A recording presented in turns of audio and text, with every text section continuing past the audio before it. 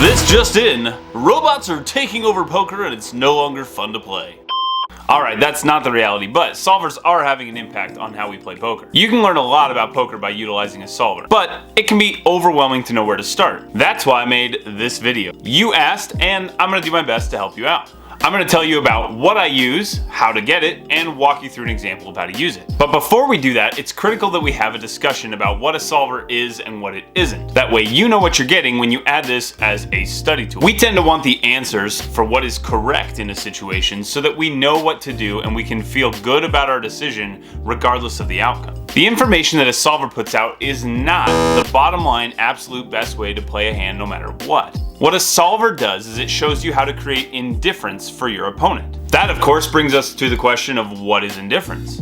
Indifference is giving your opponent no way to make a clear best decision that is better than another.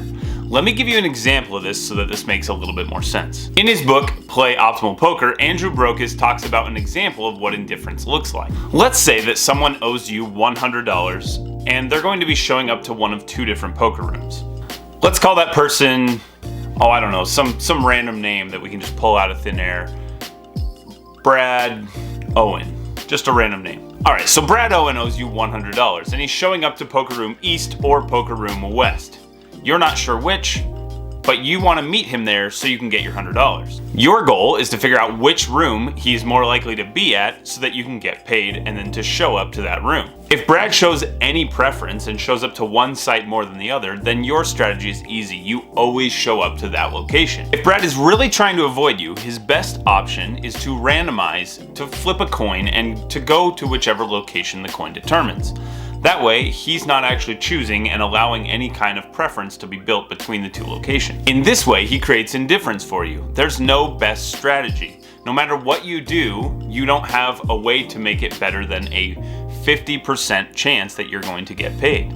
Obviously, a poker game is much more complex than flipping a coin, but the idea, hopefully, is still conveyed that we need to randomize and we need to be willing to create indifference in our opponent. That's the goal of a solver. Here's the critical takeaway that you need to remember. A solver shows you how to play in a way that can't be exploited, but it also assumes that your opponents are going to respond in a similar fashion. Now, when you show up to your average 1-2 game or 2-5 game, most players aren't doing this. They're just trying to get value from good hands and occasionally throw in a bluff. That means that you will have clear choices or better choices more often than the solver is going to assume. For example, this is really common. You'll find a player who only bets when they have the goods. They almost never bluff. Players like that are pretty easy to make a decision against. If you have a bluff catcher against an opponent who doesn't bluff, you have a pure strategy. You just fold. You just fold because you know your hand's no good. Now, if you have opponents to balance, now you have to decide what to do and how often to call. But you'll often find, especially in low stakes cash games, that there are players that basically never bluff. So that means that you need to have a really good hand that you think is beating their range in order to make a call. And if you don't, you just fold. It's pretty simple. Let me show you how to get Pio Solver and then we'll get into how to use it. All right, so first we're going to want to go to piosolver.com. Give that a click. And it's going to take you to this home page. We're going to click on products. On the products page, we see the basic, pro, and edge. The free version is not available. So I personally own the basic. I don't think you need the pro or edge unless you're going really, really deep with these solvers. So I'm personally going to recommend just the basic for you. But you may definitely check out those additional features and see if that makes sense for you. All right, so you're going to add this to the cart. Once you've added this to your cart, go to the Resources tab, give that a click, and then come down here to Technical Details. I'm not going to read all this through, but I think it's really important that you understand what you're going to need. So the biggest thing is that you're going to need a lot of computing power. This is going to explain all of that. You can take a look at those requirements. I personally run a MacBook, and just know that you need Windows in order to run this. So in order for me to run it, I actually have to run Parallels, which you'll have to purchase as well. In order to get Parallels, you're going to have to shell out another $100. So be aware of that. So your total price into this is going to be cost of your computer and then the Pio Solver and Parallels if you're using a Mac. So you're looking at $350 on a Mac. If you're running just a PC, $250 for this thing. Just be aware of those costs because they'll all add up. Okay, so now we're into Pio Viewer, so we're ready to go. And let's walk through a hand. We're going to go to this post-flop tree building and calculations. We're going to be on the no limit tab. This is your OOP, out of position player, and your in position player. So let's give some example ranges. You can either select hands here manually and just add in whatever you think they have, or based off of a percentage of the hands that they should have. So let's say you're under the gun, you're opening something like this, about 9 to 10% of hands. Maybe you don't like these, and so you take them off, and you like King 10. Whatever you want to do, you adjust it as you see fit. You guys decide what it is. The biggest mistake that you can make with this software is just to say, okay, they only have Jack 9 offsuit, because I saw it at Showdown. That's not really going to give you any strategies, because your opponent is going to play more hands than just Jack 9 in that spot. All right, so go ahead and add that one in, and you're going to hit OK when you're done. So now it's got that saved. Your out of position player range is saved. Now you're in position. Let's say they're on the button, they're calling. So go ahead and give them some hands and make your adjustments. They're not going to have aces, ace, king. They didn't 3-bet. Now your specific range here is going to matter. You definitely want to fine tune this as much as you can, but let's not worry about it too much for the sake of the example. So we'll give them a in position call range, something like that. All right, so we've got those ranges set up. Now we're going to go to the board. So you're going to input your flop here. Go ahead and choose. We'll say it's 10, queen, 5, and your starting pot. So we'll assume that we're playing something like 1-3, and that we had a $15 open and a call with the small blind in there. So we'll say $31. The effective stack is going to be the smaller of the two stacks. Now, an important thing, you're only calculating this for heads-up play. So we're not calculating for multiple players. This can't do more players. You're looking at heads-up play only. All right, so effective stack. We're going to go off of the smallest stack. Let's say we're playing about $300 effective. All right, now it's time to do our bet sizes. We're going to do this as a percentage of the pot. So go ahead and put in something like your number, 25, and you put a comma after it to separate, then a space, and you can put in an additional one. So I'm also going to put in a 75. We'll put in a small and a large size here. Probably not typically going to be betting 75% pot, but just to see the different outputs from the solver. Now when it comes to raise size, you can put it in as a percentage. You can put in, say, 150% or something like that. What I usually do is you can also put it in as a 2.5 and you put an X after it. So 2.5X, and you can do the same thing here if you want, and you can put additional sizes. Say you want to put in 3X for your raise size.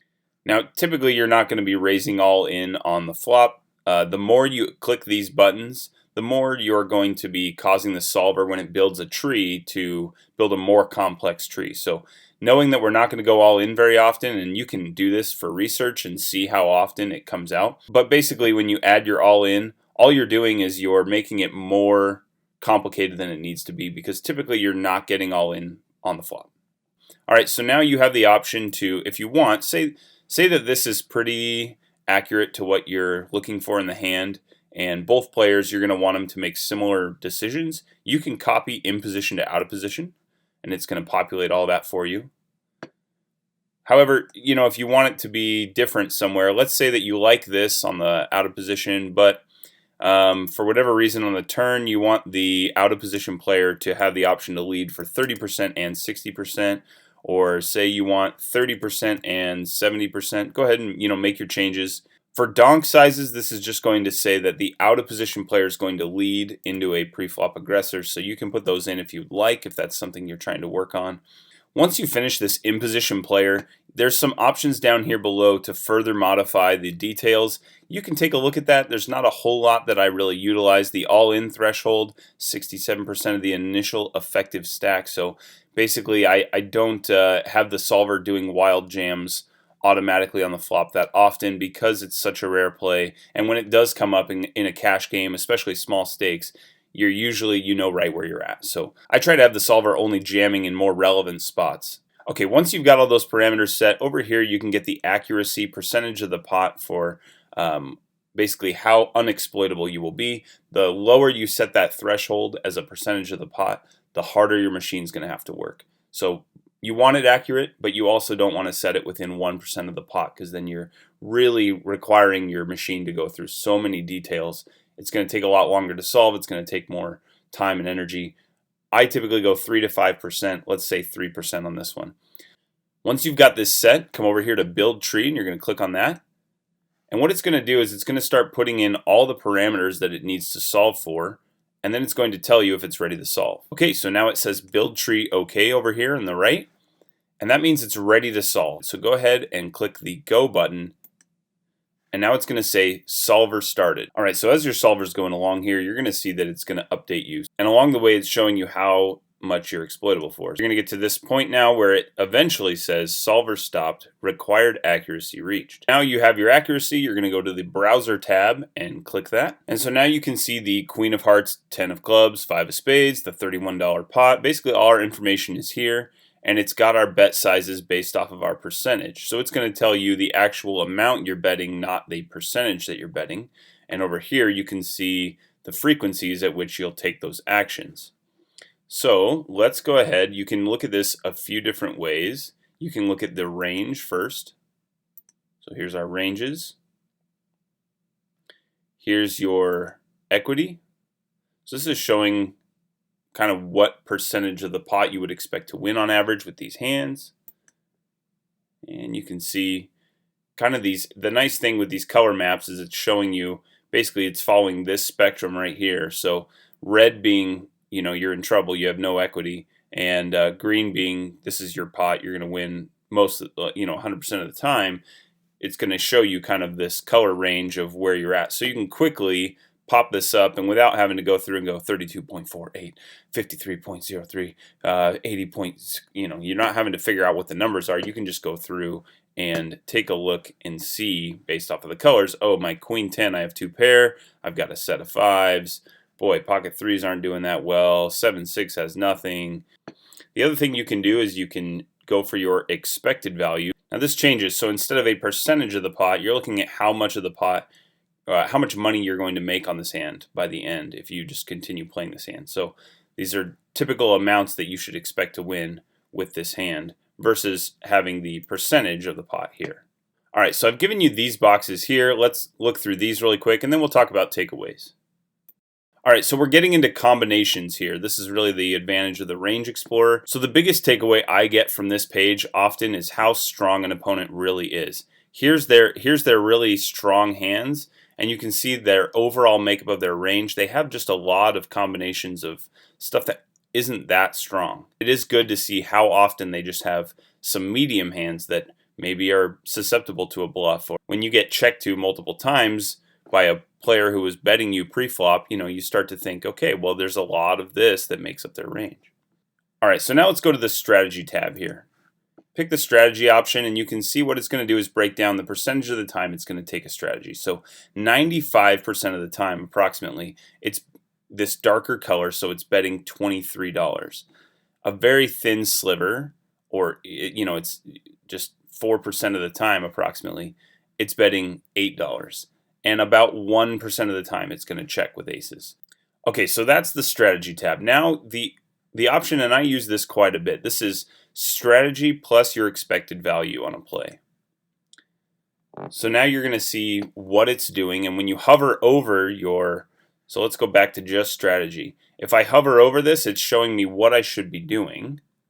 So I hover over ace 5, and you can see down here in the bottom right, when I hover over it, you're going to see a bunch of options. So it's showing me my bet percentages, and or my strategy percentages, and that's relevant. But now let's go to strategy plus EV. So the shading is going to remain the same. Now we're showing the expected value of the play. When you make this play, you're expecting to earn back approximately the amount shown next to the bet.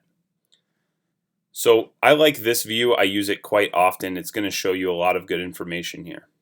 So those are our different views, and now we have our different options. So we can check, and it's going to switch players the moment you do. So you can go back to root at any time, which is going to take you back to the flop, and it'll put the action on the out of position player. So now they have to choose check, bet, and bet, right? So it's giving us our different options. Again, you'll have more buttons here. If you add more in, it takes the solver longer to add for more additional sizings, but if you want, you can solve for more sizings as well. Let's say we bet 23. That's the most common thing. So if you go root, 85% of the time, we're betting $23.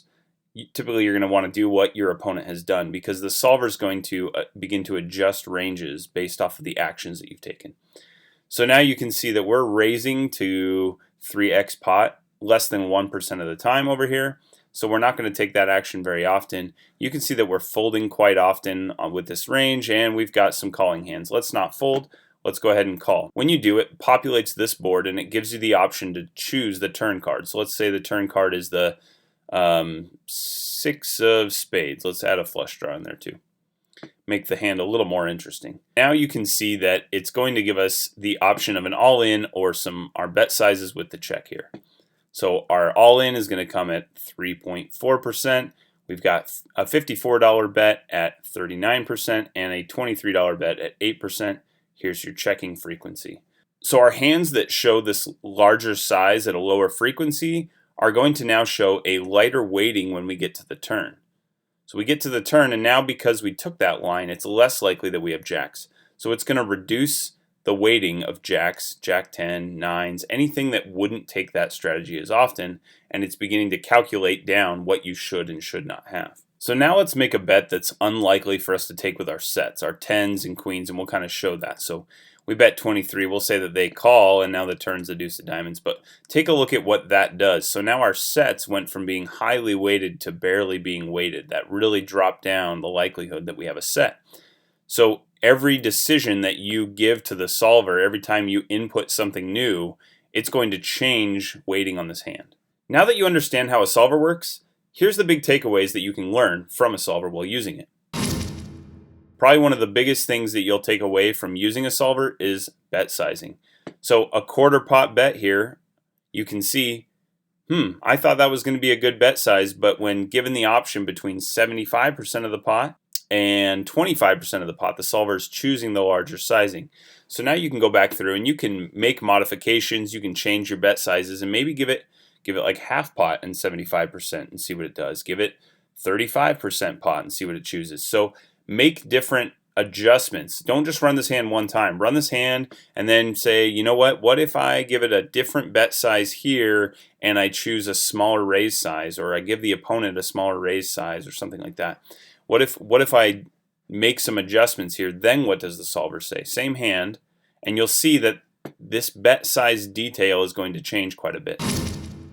Second big thing that you can take away from this, using these combinations to determine what a player does and does not have is extraordinarily valuable, especially when you think, okay, overall when they hit the flop, this is the most valuable time to look at what they should and should not have.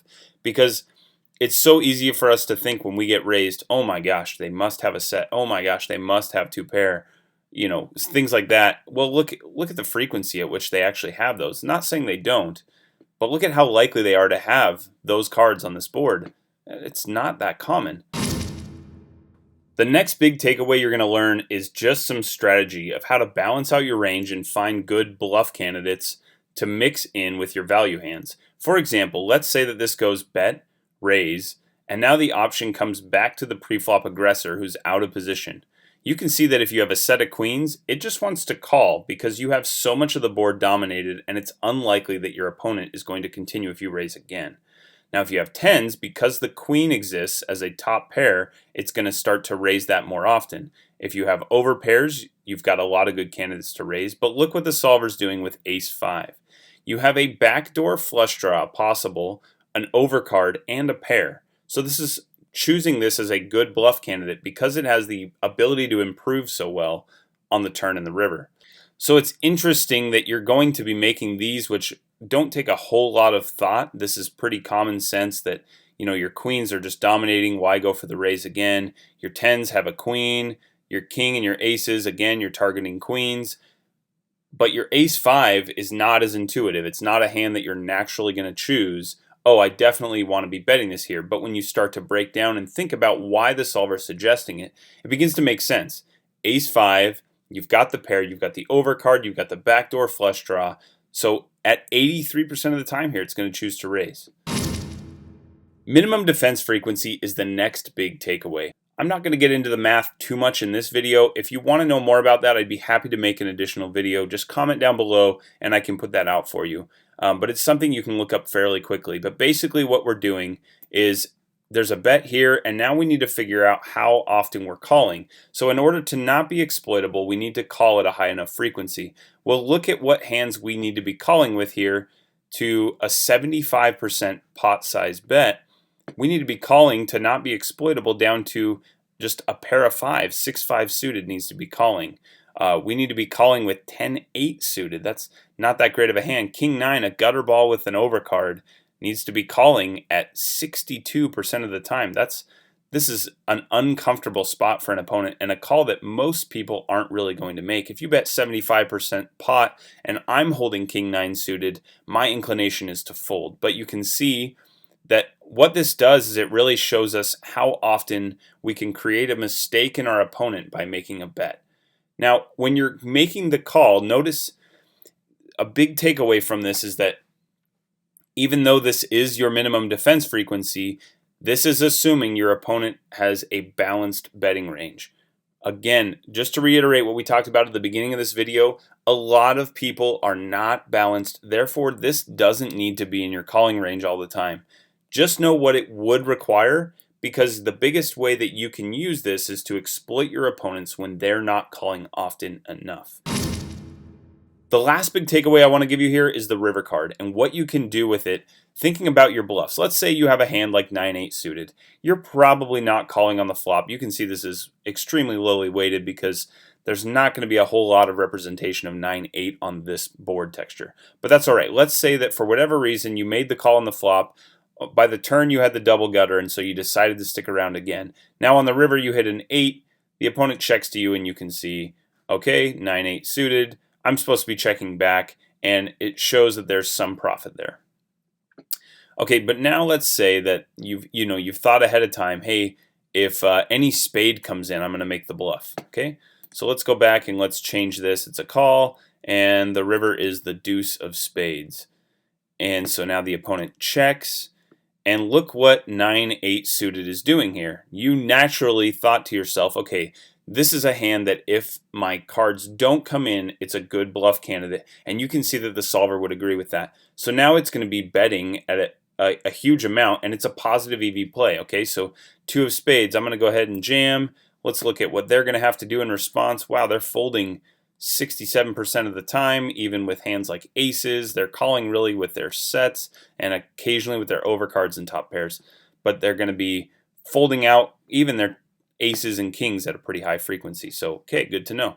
Okay, now we're going to leave the river the same deuce of spades, but we're going to say that the opponent decides to bet into the pot. So now that hand that we were bluffing with when they checked to us suddenly becomes a fold because of the way that the cards played out and because of the way that our opponent reacted. Now that hand that was bluffing on the river when the opponent checked is now going to make a fold the majority of the time because the opponent is showing interest. So again, this is just a way for you to analyze river spots, to make a bunch of changes, and to go through your hand and say, okay, when this card comes out, what would I do? When the opponent reacts this way, what would I do? So the same card, you can have multiple actions that can inform you as to what you should be doing. Different cards on the river can inform what decisions you're going to make, when you're going to bluff, when you're not. So mess with that river card often and think about your bluff candidates and what they would be doing. All right, hope you guys found this helpful. Leave some comments down below with any questions that you have, any feedback that you have. And if you like these videos, I can continue to make them for you. Thanks for watching.